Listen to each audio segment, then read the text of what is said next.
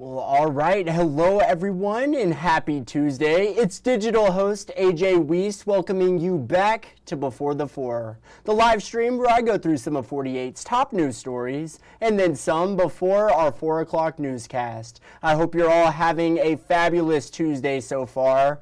If you missed me yesterday, I was not here yesterday. I had to work the weekend, so they gave me the Monday off, and I also am off tomorrow, but I am here today ready to bring you some of our day's top stories. But I say it every day, wherever you're watching Before the Four this afternoon, whether it's on Facebook, YouTube, or the 48 Now live stream. As always, thank you so much for watching and spending just a bit of your afternoon here. Now let's go into the day's top stories, and let's begin this afternoon in Lauderdale County, where a man charged for the murder of his wife was sentenced earlier today. Now, William Chapin, that's who you're seeing on screen, he pled guilty to murdering his wife Deborah last month. Officials told 48 News that his wife was planning on leaving him when the murder happened. He was sentenced to 30 years in prison. And of course, 48's Aria Pons was in court today. She'll have more on this situation coming up in our evening newscasts. But now let's talk about the weather. No complaints so far for this week. It's feeling really nice, feeling a bit warm for October, but 48 First Alert Chief Meteorologist Brad Travis lets us know about the next weather maker here across the Tennessee Valley. Brad? Hey, good afternoon, everybody. We've got good weather out there the next few days. In fact, all the way through Friday. A little breezy at times, but no rain. Rain chances pick up late Saturday night into Sunday. We're still working on that timing of our next weather maker, but it's definitely bringing a lot of rain, wind, and lightning with it as it moves in at some point overnight, Saturday night into Sunday morning. Details coming up on that at 4, 5, and 6. It's 82 in Scottsboro, 81 Huntsville, 83 in the Shoals. It is a beautiful day, just a little breezy. Over the next 3 days, the temperatures climb each and every day. The humidity gets a little bit higher too. Friday gets breezy with more humidity. And here's that next weather maker. Area low pressure to the north, dragging a cold front in here Sunday morning. And this will be our first real fall cold front. And behind it, cooler temperatures, breezy northerly winds. Here's the noon hour Saturday. No rain. The wind's picking up out of the south at about 20 to 30 miles an hour, though. It'll be a windy day. It'll be a warm day, and it will slowly get humid. Scattered showers and storms, strong to severe out west near the Mississippi River. This will be 6:30 in the evening. And then the trend will be a slow movement to the east of the showers and storms. The humidity starts to drop a little bit. I should say the instability, not as bad, but we'll have to watch it as these storms move in. Some could be strong, and there's enough wind shear for maybe a brief low-wind spin-up tornado. Again, we'll continue to fine-tune the forecast for you over the coming days. The latest coming up at 4, 5, and 6. Well, Brad, that is very good to know, and it's definitely great to have this ahead of time so that we know ahead of time. But I'm looking forward to having a great weather week this week. But if you can't get enough weather, make sure you tune in to First Alert Weather Extra. That is tonight at 9:30. Brad Travis will be back here in the streaming center. He'll have all the latest he's seeing on the radar. And of course, you can watch it wherever you're watching Before the Four right now. You're just not going to want to miss it. Feel free to leave a comment, any questions, thoughts, concerns you might have. First Alert Chief Meteorologist has got your back, and he will work to find the answer to those questions for you all. So you're just not going to want to miss it. First Alert Weather Extra. But now let's move out to Morgan County, where Priceville police officer and son of Dog the Bounty Hunter will return to the force after he was fired following a deadly police chase last month. Now, the Priceville City Council voted unanimously yesterday to reinstate Officer Gary Chapman. Now, this incident unfolded back on September 6th with a chase initiated by Priceville police on I-65. Within a minute, the chase was off the interstate and on Main Street in Hartselle. Archie Hill, who was being chased on suspicion of DUI, crashed into a car carrying several teenagers. One of the teens, Tristan Hollis, was killed in the crash. But let's take a listen to what Officer Chapman, his father, and his attorney had to say about yesterday's decision. I'm very thankful to the Lord who's really helped me through all of this.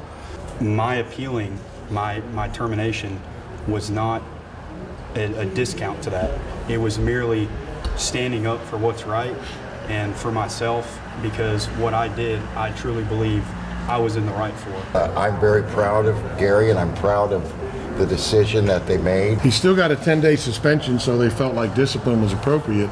We believe it's not. But it is sending a message that you're not going to be terminated for doing police pursuits. And with that, we're going to head to break, but coming up, attendance rates are rising in DeKalb County schools and an update to the noise ordinance for cars in the Shoals. We'll also go through this week's contestants for high school football plays of the week. Today is the last day to vote, but we'll go through it all in just 1 minute.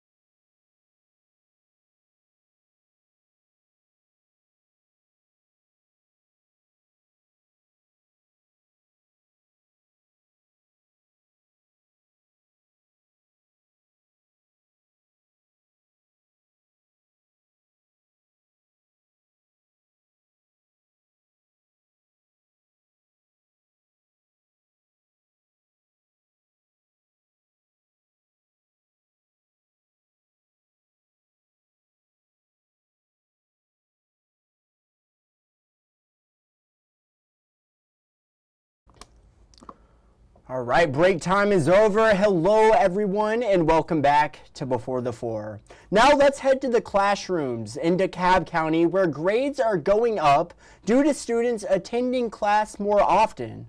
48's Will Eldridge reports.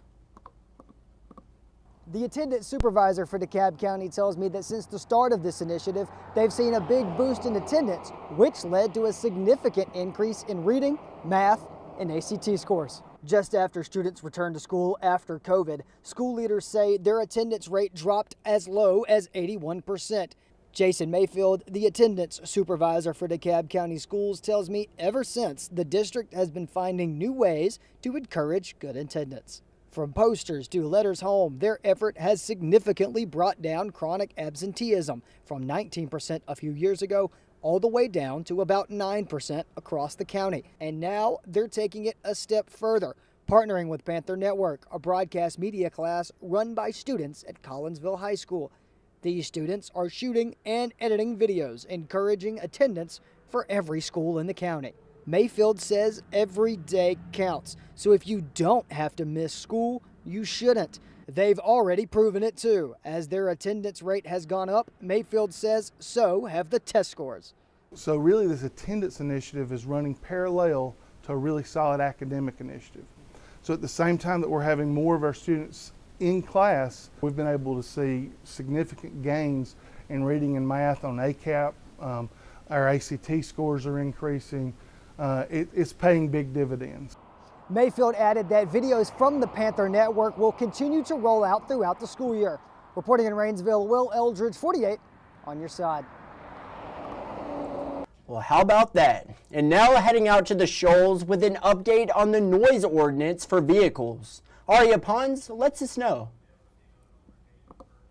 The city's updated noise ordinance only allows your car to reach 60 decibels from 6 feet away. That means if a Florence police officer is standing about 6 feet away, like I am from this car, with a decibel reader, and that reader hits 60 decibels, they can cite you for excessive noise. That's for music or even just the sound of the vehicle itself. We see a lot of loud music. We hear a lot of complaints about loud music. I asked officers if they could show me what 60 decibels sounds like. In this example, one officer is in his car while another is reading the decibel level. When the volume reaches 50, the officer says he couldn't hear us speaking to him. When your volume is that loud, Florence Officer Joshua Mesa says you can be a danger to yourself. Yeah, blaring music can definitely be a safety hazard, especially whenever they're driving. It's important to be aware of all your surroundings. Or others. Officers say they see a lot of instances where people don't even hear them coming. Coming from a point of view of a police officer, whenever we're trying to get somewhere quickly to save somebody's life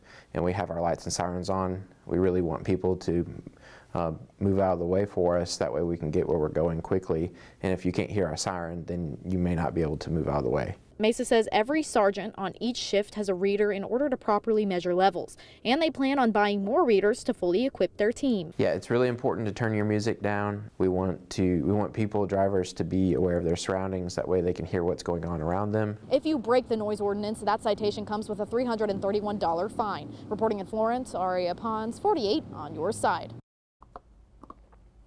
All right, it is time, y'all. Let's go look at this week's contenders for our play of the week. Now we're heading into week 8, but this is plays of the week in week 7, and I am going to pull up the website for you all to see.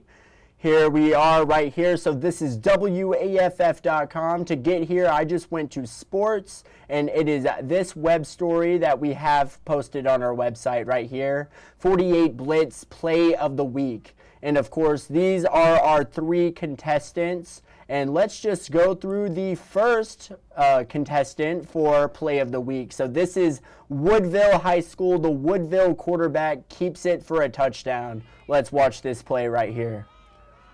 Quarterback keeper, he goes to the outside on a little sweep, and he takes it to the house. Touchdown, Woodville. So that is our first contender for Play of the Week. Now let's look at who we have next. We have the Gunnersville wide receiver. Takes a dive for the catch. Gotta love those diving catches. Let's see. Ooh, nice pass there, and wow. Let's see, you couldn't really see the diving catch too well on that as this lower third here that says Play of the Week. Let's see if we have a better view at that. Oh, wow. Yeah. Not too much of a better view, but still you can tell it was very much a great play there. I am a big fan of diving catches for sure. And then let's see our third contender right here. Huntsville takes it all the way off a punt return. Okay. And there you see number 9 for the Huntsville Panthers. That is a nice punt return right there. And touchdown Panthers, 100%.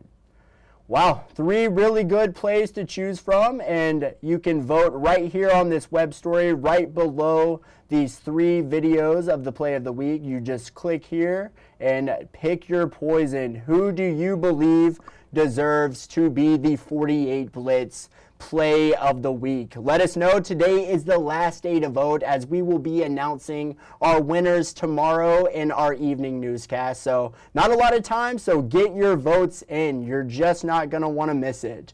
But now let's head into the stories you're just not going to want to miss coming up in our evening newscasts. A public meeting being held tonight in regards to the proposed wastewater plant in Newmarket. 48's Faith Delp is on your side tonight with that story. A $15,000 reward offered for anyone with information on an arson in Gunnersville.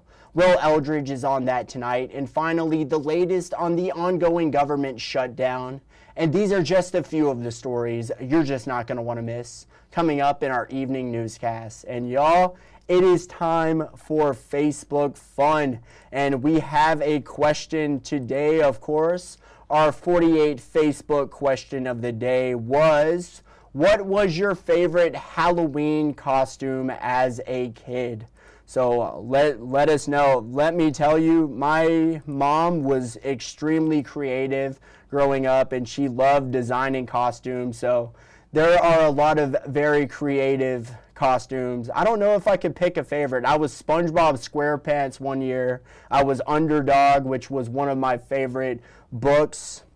Yeah, there's just so many awesome costumes. I don't even think I can pick an all-time favorite costume. But let's see what you all had to say. It looks like Diane commented. Let's pull it up right here. That is not the comment we're going to want to choose. But let's see. We have this one right here. There we go. Send that one that way. Let's see. Charlie Brown. That was what Diane was growing up. You gotta love Charlie Brown. It's The Great Pumpkin Charlie Brown. One of my favorite episodes of Charlie Brown growing up. You gotta watch it around Halloween, as well as the Christmas Charlie Brown. Another really good one. Erica Peel. She was the Wicked Witch. That is a good one as well. Looks like Era Childers. Let's send that one. This will populate. There we go. Era Childers was a cat. It looks like Cat's Hex. She was an owl. Gotta love the owl. Look at this one. For anyone who was a fan of the Power Rangers growing up, Kelsey DeLongchamp was Kimberly the Pink Power Ranger. You gotta love the Pink Power Ranger. I believe I might have been the Red Power Ranger when I was in preschool growing up. I definitely was a fan of the Red Ranger, but the Pink Ranger was awesome too. Loved Power Rangers growing up. And let's see this one right here. I was Batman as well. Jason Rowland said Batman. Loved being Batman. I was Darth Vader one year, which was another really good year. And let's see, I think we have room for one more. We had a Charlie Brown comment from Diane, but let's take a look at this one. Emily Fowler was Snoopy, and probably in my top 5 favorite cartoon characters of all time would probably be Snoopy. He was just super awesome, he didn't say a word in Charlie Brown, but you knew exactly what his emotions were, what he was thinking. He's a lot like R2-D2 in that sense, where the character doesn't even have to say a word and you know exactly what's going through their mind right there. Awesome comments from you all. Sounds like you were all really great. Y'all had really great Halloweens growing up. You were awesome characters. You had some awesome costumes.